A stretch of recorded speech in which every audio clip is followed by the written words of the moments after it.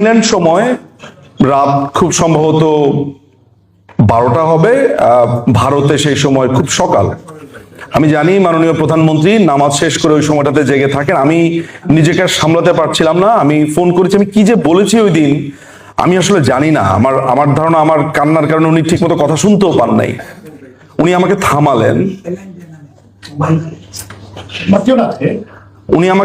উনি আমাকে থামালেন, থামিয়ে আমাকে বলল একটু ঠান্ডা হও।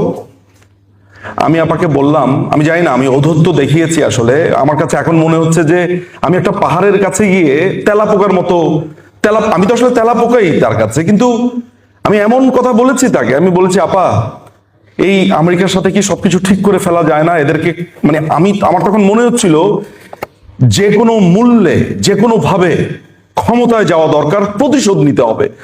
আমার অনুভূতিটা এমন ছিল।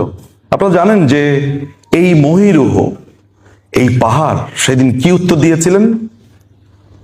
তিনি উত্তর দিয়েছিলেন, বঙ্গবন্ধু কন্যা দেশ বিক্রি করে না, বঙ্গবন্ধু কন্যা কোনো অন্যায় কম্প্রোমাইজ করে না কারোর সাথে। ক্ষমতায় কখনো যাওয়ার দরকার নেই, কিন্তু আমি বঙ্গবন্ধু কন্যা, আমি অন্যায়ভাবে এই দেশ, এই জাতিকে আমি বিক্রি করব না।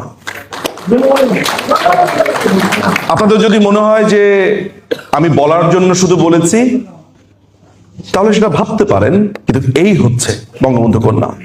আরেকটা ঘটনা